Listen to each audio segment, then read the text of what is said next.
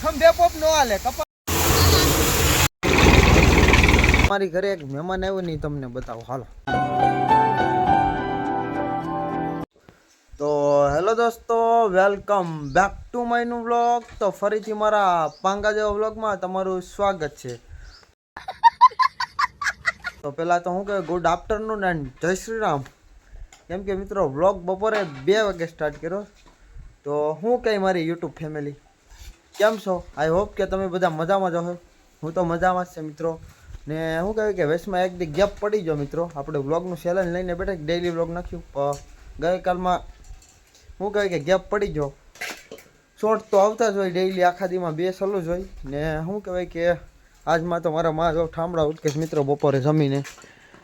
ને શું કહેવાય કે આજના કામમાં આડી આગળ તમને કહું તો ચલો કન્ટિન્યુ. તો મિત્રો અમારી ઘરે એક મહેમાન આવ્યો નહીં તમને બતાવો હાલો. તો આ છે અમારું મહેમાન. તો મહેમાન તમારું નામ શું છે? ને તમે મારા શું થાવ? ભાઈ. મિત્રો આ છે મારા માસીનો છોકરો. મારા એક માસી છે અહીં ગામમાં, એનો છોકરો છે યશભાઈ. ને અહીંયા પતંગ છે ને મિત્રો એટલી ઊંચી ચડાવીશ ને કેમ કેમેરામાં નહીં આવે, લગભગ નહીં આવે મિત્રો. તો ચાલો યશભાઈ કન્ટિન્યુ. થોડીક વાર પતંગ ચડાવી પછી મળી હાલો.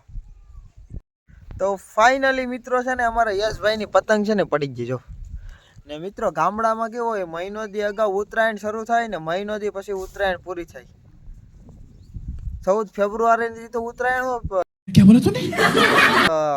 ઉત્તરાયણ આવવાનો મહિનો દી અગાઉ શરૂ થાય ને મહિનો દી પૂરી ગામડામાં પૂરી થાય. ને હવે મિત્રો જો ચડી હાલો યશભાઈ બીજા ખેતર તમારે જવાનું છે.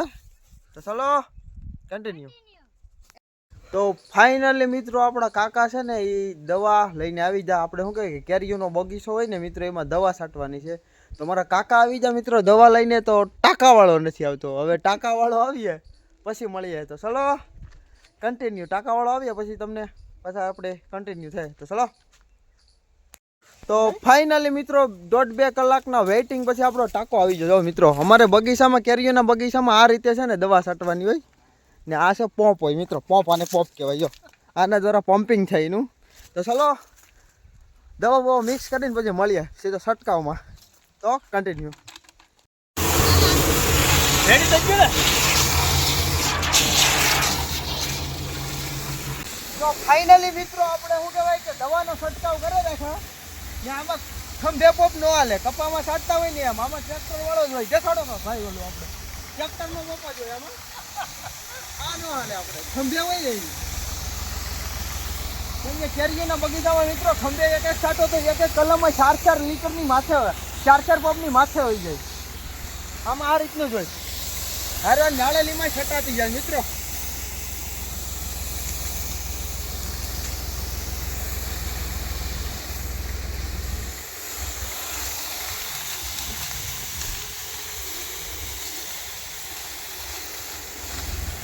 થોડોક ટાંકો લઈ લેજો.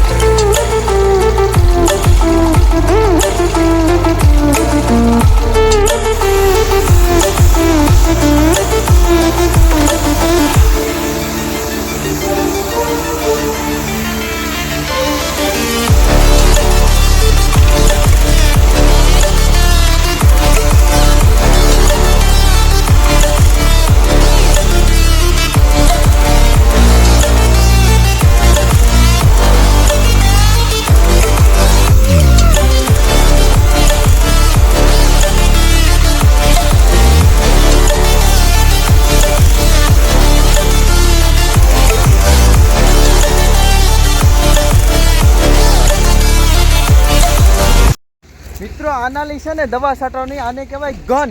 મતલબમાં નળી હોય ને, આપણી દેશી ભાષામાં આને ગન કહેવાય. તો ફાઇનલી મિત્રો હવે ઘર પાસે છે ને એનો વારો છે આંબાનો. આપણે ઘર સામો છે ને લીલી છત્રી એનો. તો ચાલો આમ જો મિત્રો કાંઈ ન હોય બાગમાં છટાઈ ગઈ. હવે આનો વારો.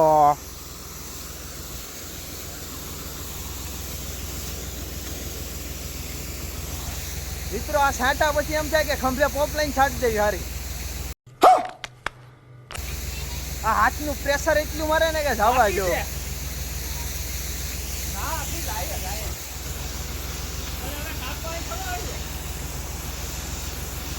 તો ફાઇનલી મિત્રો દવા બવા છાંટીને સીધો શું કહેવાય કે માલના નિરાણ માટે છે ને સારો લેવા આવ્યો મકો લેવા સીધું મિની ટ્રેક્ટર લઈને. મિત્રો એ તમને દેખાડ્યું નથી ને. મિત્રો આજના વ્લોગમાં આટલું જ. સારું લાગ્યું હોય તો લાઇક કરજો, જય શ્રી રામની કમેન્ટ કરતા જજો અને પછી સબસ્ક્રાઈબ કરતા જજો. તો મળીએ એક નવા વ્લોગ સાથે. જય શ્રી રામ, રાધે રાધે એન્ડ બાય.